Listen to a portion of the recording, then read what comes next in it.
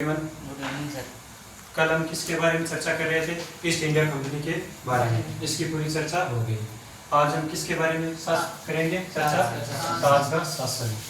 तो ये ताज का शासन पढ़ने का उद्देश्य क्या? अपना भारत का संविधान बनाने में इसका योगदान था। अब देखो, इसके लिए ब्रिटिश सरकार ने क्या किया था? भारत शासन अधिनियम 1858 लेकर आया था।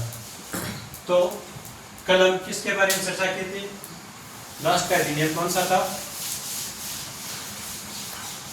1857 की क्रांति जैसी घटना वापस न हो, इस कारण भारत शासन अधिनियम 1858 लाया गया था।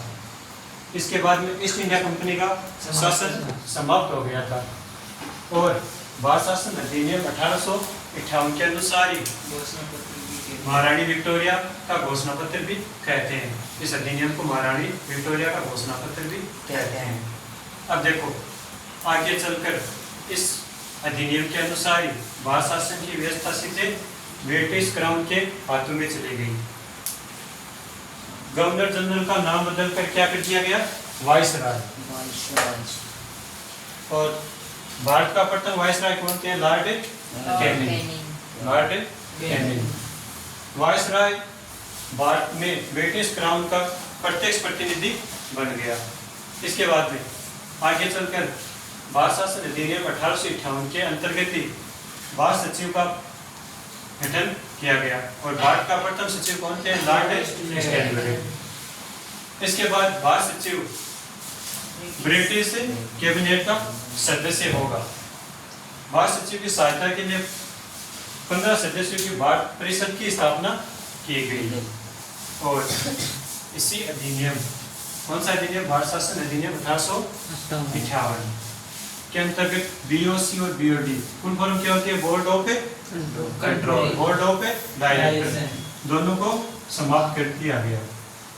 इसके बाद में आगे चलकर 1 नवंबर 1858 को ब्रिटिश महारानी घोषणा को भारतीय शिक्षित वर्ग ने अपने अधिकारों को मेघना का अड्डा कहा। अब देखो, यह 1858 का अधिनियम समाप्त हो गया। इसके बाद में ब्रिटिश सरकार ने और अधिनियम लाया था। कौन सा? भारत शासन अधिनियम 1861।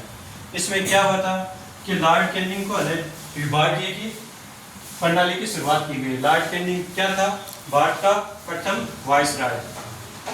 अब जब इसी शासन अधिनियम के अनुसार ही अध्यादेश जारी करने की शक्ति प्रदान की गई। किसको? गवर्नर जनरल को। और गवर्नर जनरल को वीटो की शक्ति प्रदान की गई। अब भारत के राष्ट्रपति को अध्यादेश जारी करने की शक्ति भारत शासन अधिनियम 1935 के द्वारा दी गई, जबकि गवर्नर जनरल को अध्यादेश जारी करने की शक्ति 1861 के अधिनियम। अब देखो आगे चलकर इसी के अंतर्गत 2 काम हुआ था। मुस्लिम लीग की स्थापना कब हुई थी? 30 दिसंबर 1960 को। और शोध अधिवेशन कब हुआ था? 1907। इसमें भारतीय राष्ट्रीय कांग्रेस का विभाजन हुआ था। भारतीय राष्ट्रीय कांग्रेस का विभाजन के समय यहाँ का अध्यक्ष कौन था? रासबिहारी। अब बंगाल का प्रथम गवर्नर जनरल कौन थे?